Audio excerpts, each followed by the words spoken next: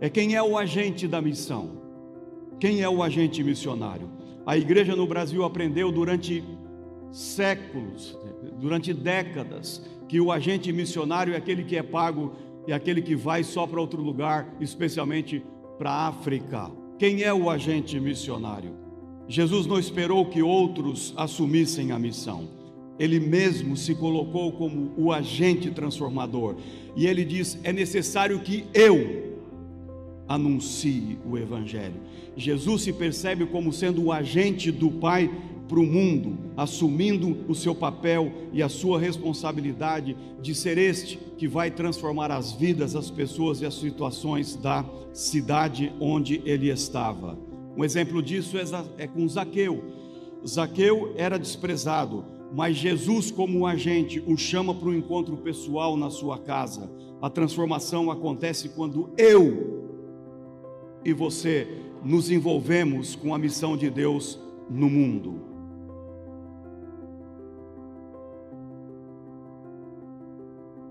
Eu tenho a honra essa noite de apresentar o meu orientador na Faculdade Teológica Sul-Americana, pastor Dr. Jorge Barro.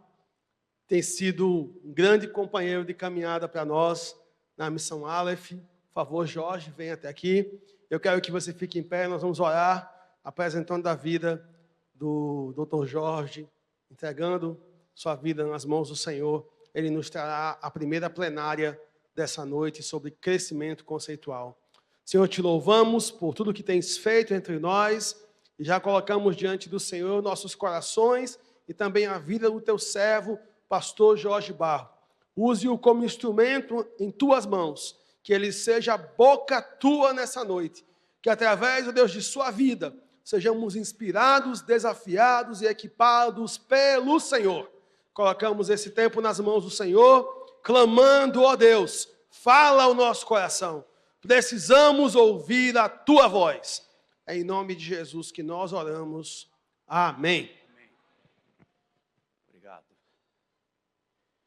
Surpresa boa esse vídeo, nem sabia disso, Leandro, que a minha voz está ali, né? Nesse texto. Muito obrigado. Orlando Costas dizia que a missão não é um apêndice da vida da igreja, mas a sua própria essência, a sua razão de ser. Há momentos em que a gente precisa olhar de novo e de novo para a igreja, não para julgá-la, mas para compreendê-la e, se necessário, redirecionar o seu caminho. Temos feito isso aqui nesse congresso. E talvez a pergunta que nos acompanha hoje seja justamente essa: o que significa viver um discipulado integral, encarnado, vivo, na cidade, onde a fé parece sempre estar correndo o risco de perder a sua influência? Costas acreditava que a missão não acontece em programas, mas na vida que se oferece. E para falar sobre isso, eu quero começar com uma história simples, assim como as parábolas que Jesus contava. E talvez a melhor forma de falar sobre missão seja contar história. Costas dizia que a missão é essencialmente discipulado, testemunho integral da igreja como corpo de Cristo, não de um ou de outro, do corpo de Cristo. O que isso significa na prática? Talvez possamos descobrir olhando para uma cena comum de um domingo qualquer. Está valendo isso ou não? Aí, beleza. O sol nasce por detrás dos prédios e toca as janelas ainda embaçadas. A cidade desperta com aqueles sons costumeiros, buzinas, passos, vozes, motores, mas há um som diferente vindo de uma esquina. Escuta. Música, palmas, vozes unidas. É domingo de manhã, o dia do Senhor. O letreiro luminoso pisca, culto de celebração, 10 horas. Os carros chegam, o estacionamento se enche, o cheiro do café se mistura com o perfume das pessoas que se abraçam no corredor, crianças correm, pais sorriem, músicos afinam os instrumentos, o som do teclado preenche o ar da igreja. A banda começa a tocar e a congregação canta. É bonito de ver. O auditório está cheio, louvor vibrante, a emoção é sincera. Mas lá na frente há um pastor que observa tudo e sente o coração apertar. Gratidão e dúvida dentro dele. Senhor, pensa em silêncio. Será que é só isso? Será que o Senhor quer só isso? O culto segue, a alegria, a fervor, a lágrimas, mas quando o amém final ecoa e as luzes se apagam, a cidade continua igual. Lá fora, aquele menino ainda vende flores. O casal da esquina discute. A mulher solitária continua na janela, olhando o vazio da rua. E o pastor sente que algo ficou incompleto. Porque o que acontece dentro não muda o que está fora. Enquanto dirige de volta para sua casa, no rádio toca aquela antiga canção, Ensina-me, Senhor, o teu caminho, do Salmo 86. Ele sorri, mas o sorriso dói. Quantas vezes ele já pregou sobre isso? Quantas vezes falou de ensino, falou de discipulado, de transformação, e mesmo assim a cidade parece não perceber que Cristo mora ali, perto. Para no semáforo, um homem se aproxima, com um papelão nas mãos, tenho fome. O pastor procura uma moeda, mas o farol abre, ele avança e o coração fica preso no retrovisor. Ali entre o vermelho e o verde do trânsito, ele entende, a missão da igreja não pode parar no amém. O culto é belo, mas o reino é maior. A fé celebrada precisa se tornar fé encarnada. E o ensino, se quiser ser ensino do reino, precisa atravessar o outro lado da rua. Talvez o que falte à igreja não seja entusiasmo, mas formação. Não seja fé, mas prática. Não seja palavra, mas vida. Sabe, Jesus nunca foi um professor de auditório. Não tinha púlpito fixo, não usou slide, nem cronograma, ensinava caminhando, os pés empoeirados, os olhos atentos e o coração imensamente aberto. Falava do reino usando pássaros, sementes, moedas, figueiras, histórias de gente comum como eu e você. Falava de perdão e perdoava. Falava de amor e abraçava. Falava de serviço e lavava os pés. O ensino de Jesus era a vida que falava, fé que agia, presença que ensinava. E talvez seja isso que a igreja precisa reaprender hoje. Ensinar com o corpo e não apenas com a boca. O pastor se depara com as palavras de Orlando Costas, que disse: o ministério de Jesus e os seus feitos poderosos não apenas exigiam obediência, mas também a despertavam. Página 65. Uma obediência que se transforma em testemunho integral, não dividida entre domingo e segunda-feira, esquizofrenia de coisa de crente. Entre fé e vida, entre palavra e gesto, integral sim, como Cristo.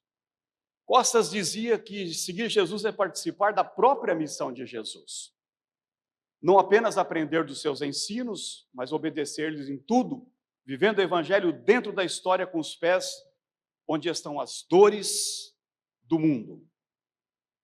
O culto é importante e negociável. Mas é só início. A missão começa quando o povo sai do templo e volta a viver.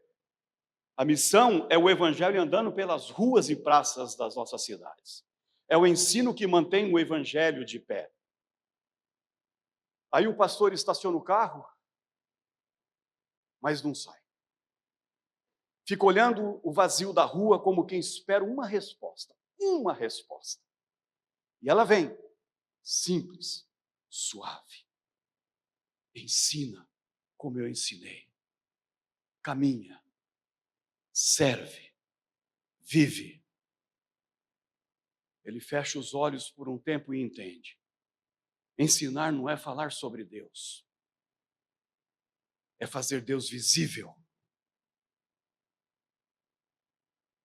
É transformar a doutrina em carne, o sermão em gesto, o conteúdo em convivência.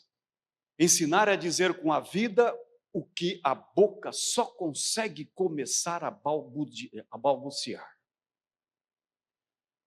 O sol da tarde atravessa o vidro, ilumina o banco do passageiro, ali o pastor sussurra uma oração curta, às vezes mais poderosas do que aquelas espichadas, mais sincera.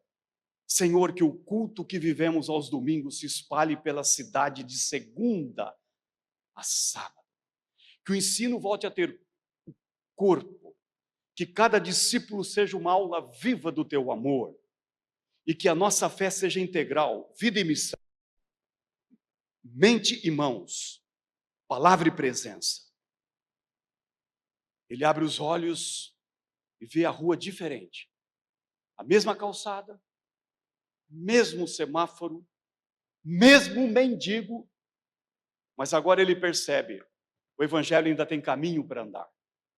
E o discipulado começa quando alguém decide andar junto com ele. E como ele andou. Não apenas dentro do templo, mas fora da porta.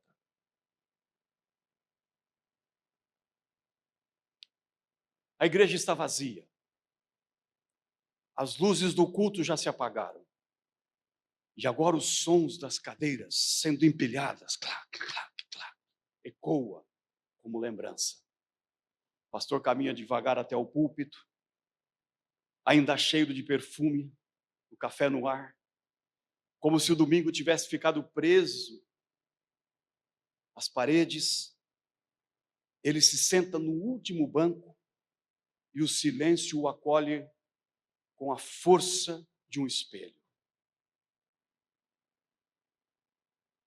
Sobre o colo repousa o livro A Integridade da Missão de Orlando Costas. As margens estão todas rabiscadas de anotações. Ele abre na página 40 e sublinha uma frase que ganha uma voz nova. Vivemos uma crise de integralidade e coerência. A questão fundamental diante da igreja não é se a missão deve ser apenas vertical, horizontal ou ambas, se deve ser espiritual ou pessoal, ou também material e social. Não se trata de enfatizar mais um aspecto do que o outro. A questão é se conseguimos recuperar sua integralidade e eficácia, enxergá-la como um todo e vivê-la à altura do seu propósito global. O pastor, lá em voz baixa, como quem ora, integralidade e eficácia. A palavra integral parece acender um lume dentro dele. Integral, integral.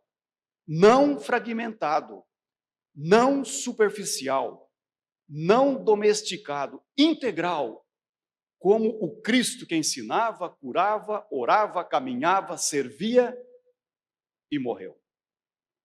Costas não falava desse discipulado religioso que está infestado dentro das nossas igrejas, mas de uma vocação encarnada.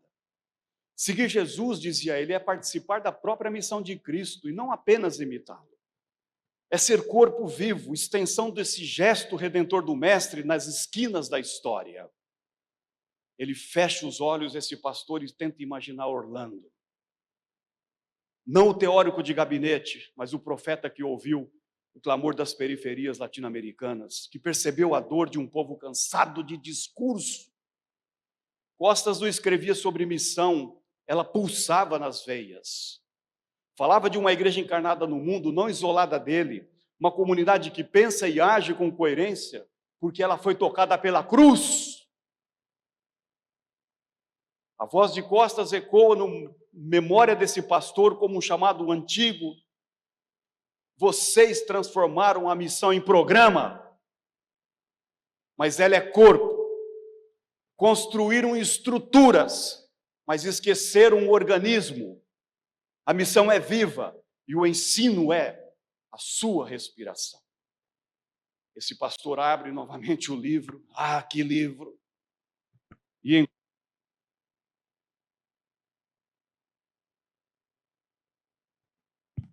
encontra uma anotação sua, feito anos atrás, sublinhada inclusive em vermelho. Proclamação, serviço, comunhão, adoração e ensino não podem ser separados. A missão da Igreja Integral, diz Costas, ou não é missão. Essas palavras atingiram esse pastor com uma revelação tardia. Talvez o que falte à igreja não seja entusiasmo, mas coerência. Falamos muito, servimos pouco, adoramos fragmentados e cada um no seu cantinho e eu no meu. E quando o ensino se desconecta da vida, ele perde o sopro do Espírito, se torna apenas conteúdo religioso. Pega o lápis e escreve no canto da página. O ensino é o sangue que faz o corpo missional correr e pulsar. Por um instante ele desenha 3 palavras no papel: largura, profundidade e altura. O Davi Lago nos falou. E lembra que Costa chamou de dimensões do crescimento integral. O crescimento orgânico que pensa, serve e adora na mesma respiração, na mesma sintonia. E ele se depara com essa poderosa afirmação de Costas, que diz na página 118, Deus quer que a sua igreja cresça em largura, numericamente, e alcance missional, em profundidade, de modo experiencial e conceitual, em altura, como testemunho visível da nova vida inaugurada em Cristo. O pastor levanta o olhar e imagina uma cruz desenhada no ar. Imagina você. Largura. Os braços se estendem ao mundo. Profundidade. Firmadas na fé. Altura. Um olhar voltado ao Pai. Uau! Aí está o discipulado integral, corpo inteiro, estendido para o mundo, enraizado para o céu. A missão não é uma linha reta, um movimento tridimensional, porque a igreja cresce para fora, mas sem se aprofundar, evapora.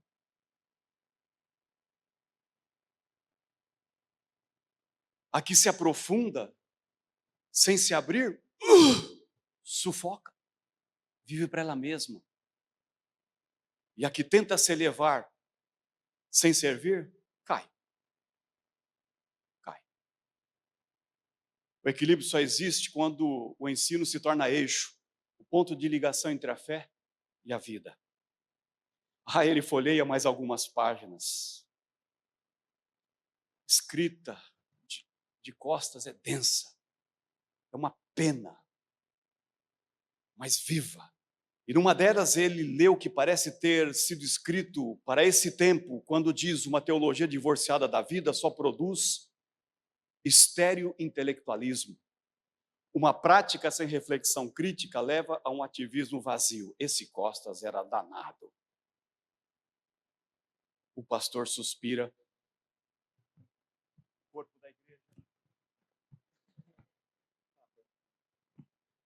Me ajuda que eu te ajudo, brother. O corpo da igreja está doente porque se separou cabeça do coração. Há ministérios que pensam sem amar e outros amam sem pensar. O discipulado integral é o remédio para essa desgraça. A união entre mente e gesto, doutrina e compaixão. Então ele se levanta, caminha até o púlpito, ali onde tantas vezes pregou, agora sente vontade de aprender, o que é raro, porque tem pastor que é pedra dura. Acho que já sabe de tudo, não tem que aprender mais nada. Fala a Deus. Fala a Deus. Pousa sua mão sobre a madeira fria do púlpito e ora assim em silêncio. Senhor, que o ensino volte a ser vida, que a tua palavra habite em nós até se tornar carne, que a missão volte a pulsar nas 3 dimensões, largura que alcança, profundidade que sustenta e altura que glorifica. Quando ele abre os olhos, vê a cruz. No fundo entende, a teologia só é verdadeira quando ela tem forma de cruz. E o ensino só é missional quando tem cheiro de gente, de encarnação. Olha para as janelas do templo.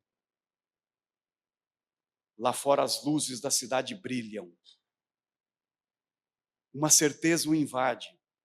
O crescimento conceitual da igreja não tem nada a ver com acumular saber. É viver a integridade da missão. O vento da noite sopra, apagando o último ruído, mas no coração dele a voz de costas continua ecoando e viva. Não como um eco distante, mas como um mandamento de envio, dizendo: vai e ensina como quem vive. Prega como quem serve. Pensa como quem ama. E vive como quem foi enviado.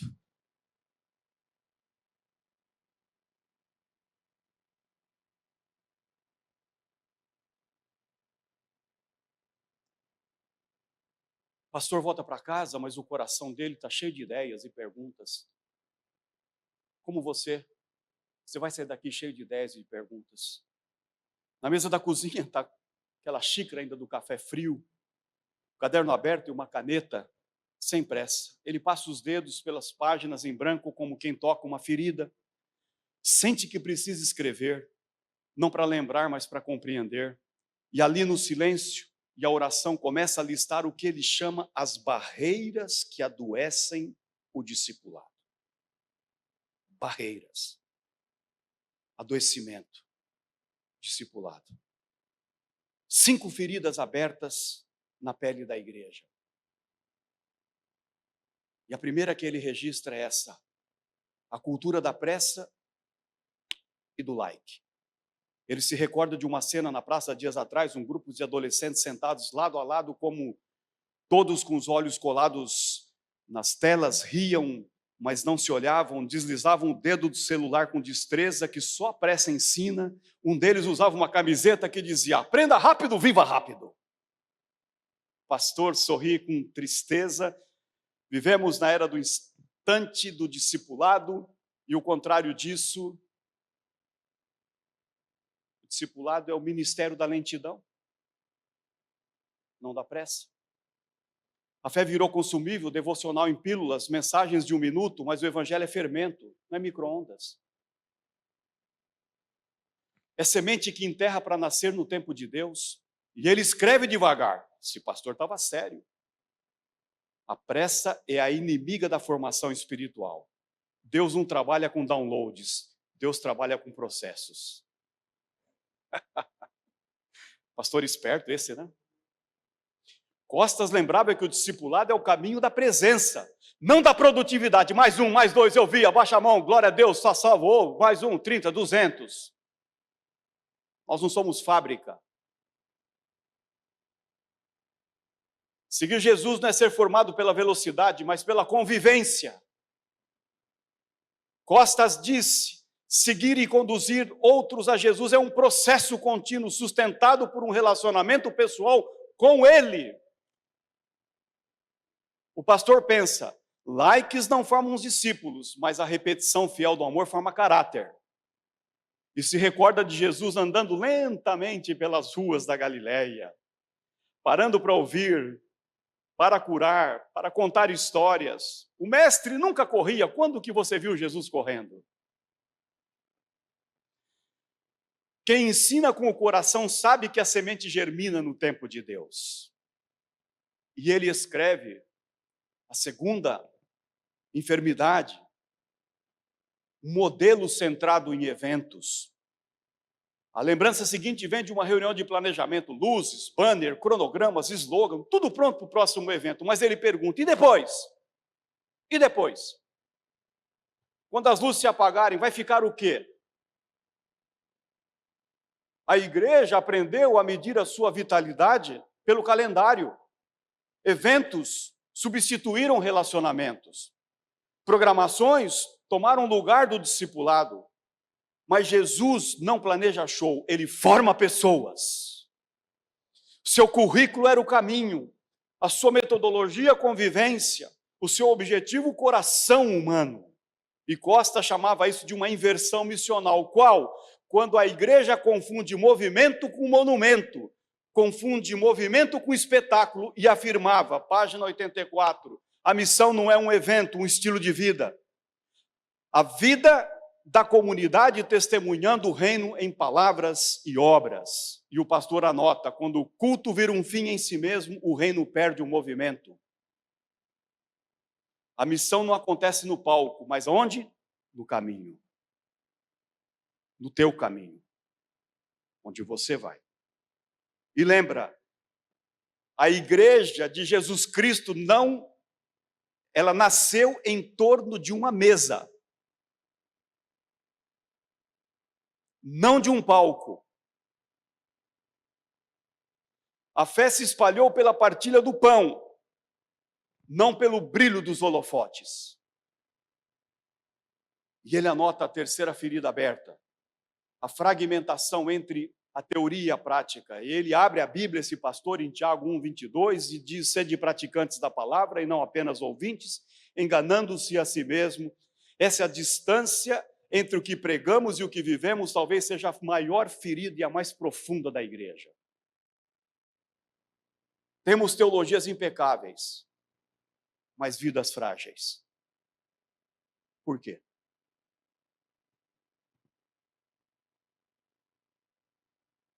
Temos doutrinas bem formuladas, mas gestos duros. Por quê? E relembra as palavras de Costas, página 92. Uma teologia divorciada da vida só produz intelectualismo estéril. Uma prática sem reflexão crítica leva a um ativismo vazio. Ele relembrou essas palavras. O equilíbrio é o que o Espírito tenta restaurar. Pensar e viver. Adorar e servir. Ensinar e agir. Tudo parte da mesma liturgia. E ele chamava isso, Costas, de espiritualidade encarnada. O lugar onde a fé e as mãos trabalham junto com o coração. E esse pastor escreve no caderno dele, quando a palavra não chega às ruas, o púlpito morre. Quando o evangelho não se traduz em compaixão, perde a voz. E pensa em Jesus, esse pastor, o mestre que lavou os pés. Um ato simples, mas que pregou mais do que 1000 sermões. E ele vai para a quarta ferida aberta, o individualismo espiritual. É a última barreira e a mais silenciosa, talvez a mais perniciosa. A solidão espiritual que tomou conta dos crentes. Gente conectada com Wi-Fi, mas isolada do coração. Crentes que dizem, minha fé, minha verdade, meu tempo com Deus, meu caminho. Como se o discipulado fosse um projeto individual. Mas o evangelho não é solo, é coral. Não é monólogo, é comunhão. Jesus nunca andou sozinho. Formou amigos, partilhou o pão, chorou com os que amava. Até na cruz, fez da dor um diálogo. Filho, aí está tua mãe. Mãe, aí aí está o teu filho.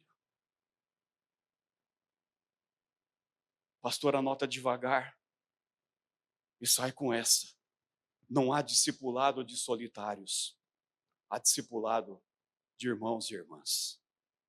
Como dizia Costas, que a missão só é possível em comunidade porque o corpo de Cristo é plural, dialogal, solidário. E ele diz que a comunidade discipular é o espaço da mutualidade, onde o ensino e o serviço são partilhados e a comunhão se torna testemunho. O pastor suspira e entende no fundo, é a comunhão que ensina mais do que qualquer aula. É no olhar do outro que o Espírito traduz o Evangelho. Ele fecha o caderno, 5 barreiras, feridas. 4, aliás, barreiras, feridas, mas também oportunidades de cura. O discipulado é lento. O passo da igreja do mais lento, não do mais rápido. Exigente, relacional, e é exatamente por isso que transforma. A pressa não o serve, o isolamento não o sustenta, o evento não o substitui, e a teoria sem prática não o alimenta. Esse pastor se levanta, caminha até a janela e faz uma oração. E ora assim: Senhor, cura a tua igreja da pressa e da dispersão. Dá-nos o prazer de aprender e a coragem de viver o que sabemos. Restaura, Senhor, em nós o ensino como um gesto de amor e a missão como fruto da fé. Amém? Lá fora, cai a noite sobre a cidade. Ah, essa cidade! As luzes dos postes se acendem. Está vendo? Você está andando, elas estão acendendo. Uma a uma. E o pastor sente que cada uma delas é um lembrete silencioso. A missão começa quando o ensino acende as luzes no meio da escuridão. E escreve na última linha da sua página. O nosso chamado é o mesmo de sempre. Ensinar o caminho, ensinar no caminho, até que Cristo, o único caminho, seja formado em nós.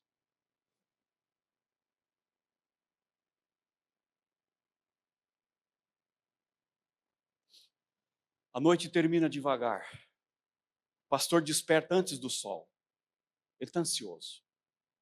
Ansioso. A cidade ainda dorme, mas dentro dele algo já acordou. As palavras de Orlando Costas continuam ecoando como uma oração antiga. Seguir Jesus é participar da sua missão.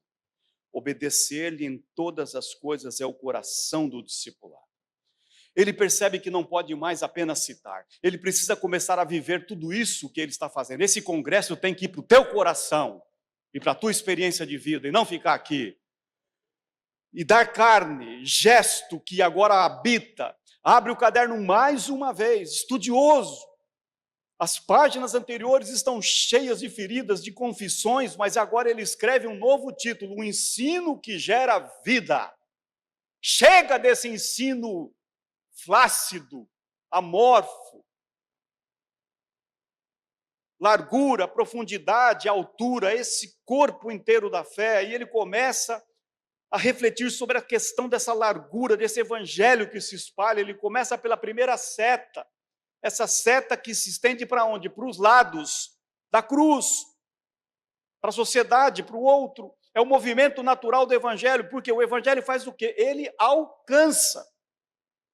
Pensa em Filipos, Tessalônica, Éfeso, cidades agitadas, cheias de ruídos, comércio, desigualdade. Pensa em Paulo pregando nas praças, nas casas, nas margens, e lembra do eco de 1 Tessalonicenses 1,8, que de vós repercutiu a palavra de Deus e se divulgou a vossa fé. Não se divulga a igreja, se divulga a nossa fé.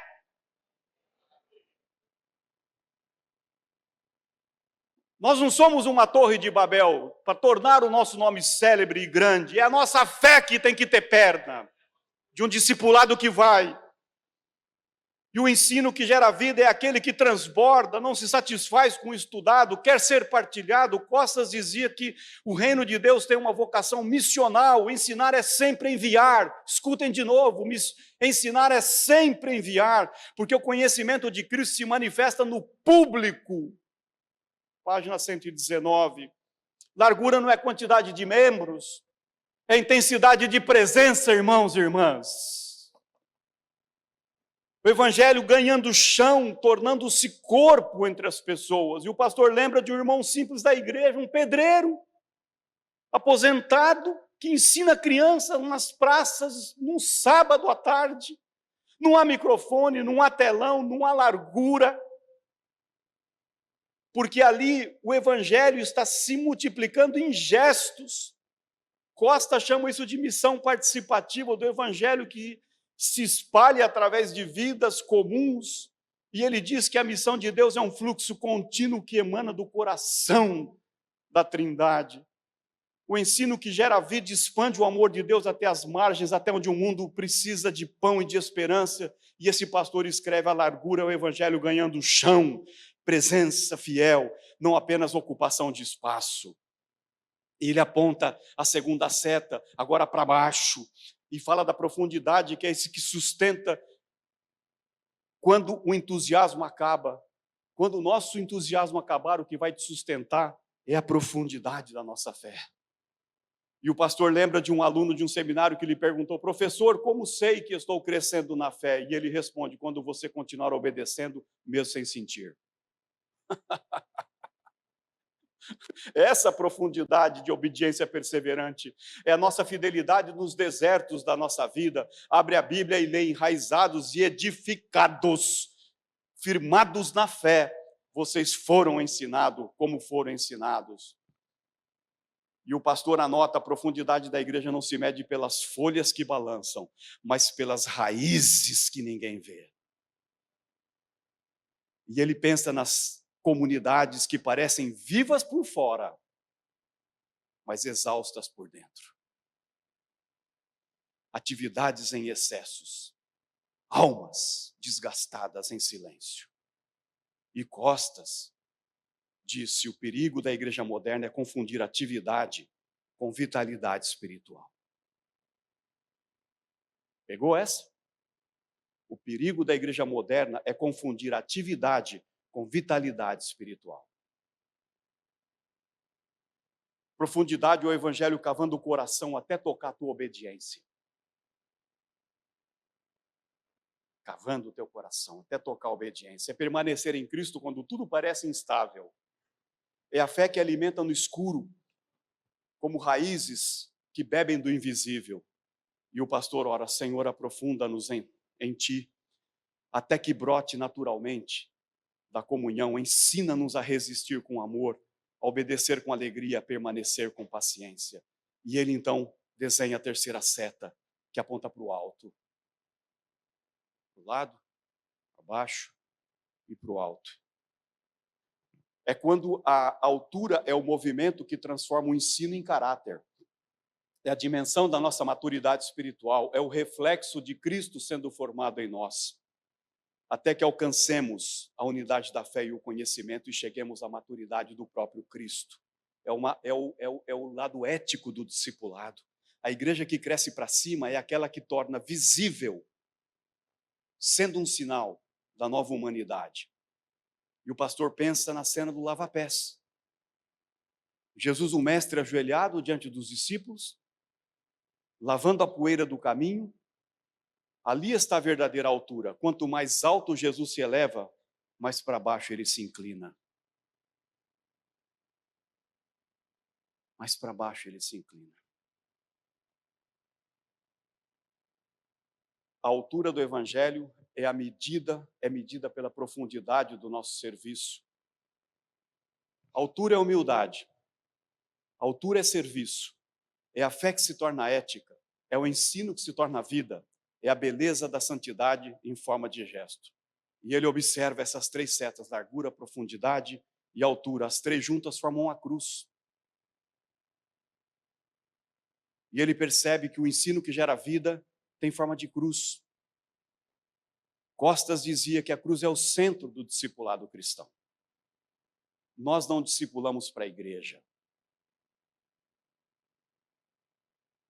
A igreja aprende a amar o mundo obedecendo a Deus. O pastor sorri, agora ele entende que ensinar é participar da própria didática do Espírito, aquele que transforma a palavra em vida e a vida em testemunho, e anota a sua última frase da manhã, como quem ora escrevendo: o ensino que gera vida é o que reflete o mestre.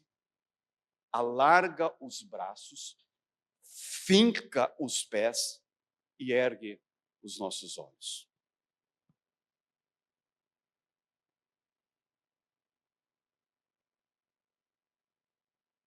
Enquanto o sol nasce, ele fecha o caderno, respira fundo, entende, enfim, que ensinar é o modo como Deus continua criando. Cada discípulo, quando ensina, se torna uma parábola viva do reino de Deus. Quem é você? Uma parábola viva do reino de Deus. Uma história que o Espírito Santo escreve com o alfabeto da obediência.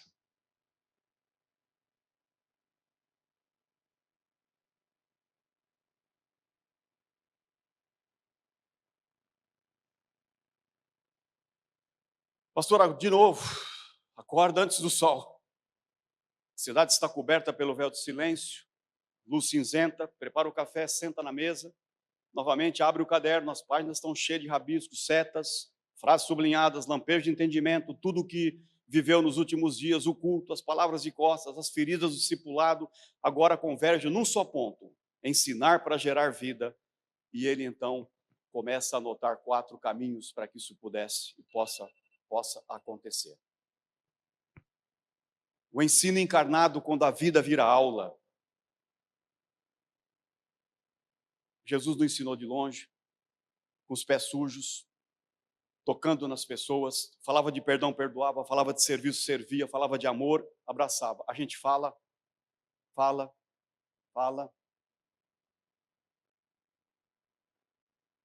Foi para a mesa, foi para o caminho, foi para a conversa. Ele anota a segunda dimensão. Esse ensino tem que ser comunitário, quando todos ensinam e aprendem, que as pessoas em torno da mesa, do pão partido, das histórias contadas, juntos, que a missão é comunitária, não é clerical, a missão não é de um, é de todos. E ele escreve que a igreja ensina em coro, o evangelho ecoa mais alto quando muitas vozes falam juntas.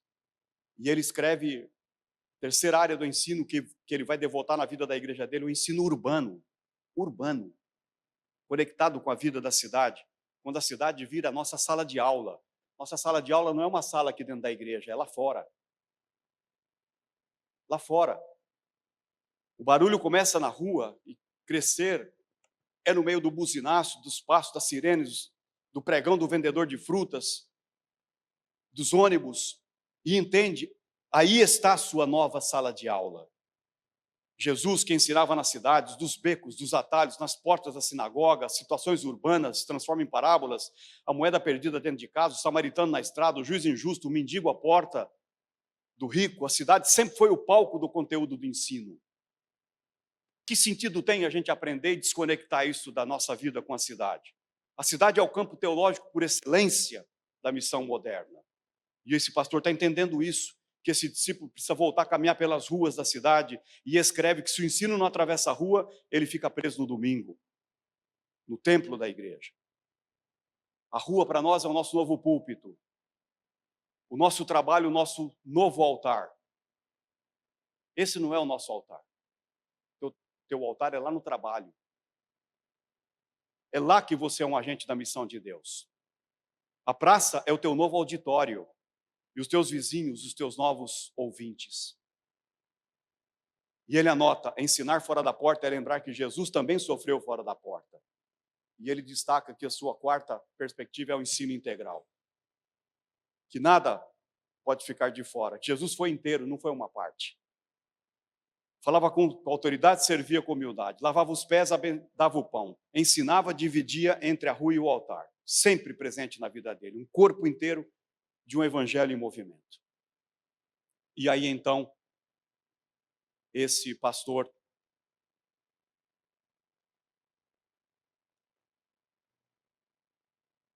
percebe que aquele domingo amanheceu com o mesmo sol de sempre, mas algo mudou no olhar dele. Chega cedo à igreja, o templo ainda está vazio, o silêncio parece mais denso do que nunca. Caminha nas fileiras e sente o peso leve de cada domingo passado, os hinos, as orações, as lágrimas, as esperanças, tudo repousa ali como um perfume antigo preso nas paredes. Sobe no púlpito e olha pelas janelas do outro lado, a cidade desperta, carros, vendedores, sirenes, vozes, o templo, a cidade tão próximos, tão distantes. E agora, ele diz para aqueles irmãos e para aquelas irmãs: queridos irmãos e irmãs, as semanas que o Senhor tem me ensinado algo profundo. O culto não termina quando dizemos amém. O culto continua quando atravessamos a porta. E ele então cita a carta aos Hebreus dizendo que Jesus sofreu fora da porta, para santificar o povo com seu próprio sangue. É fora da porta, irmãos e irmãs, que o nosso ensino se torna missão. É fora da porta que o nosso discipulado se torna vida.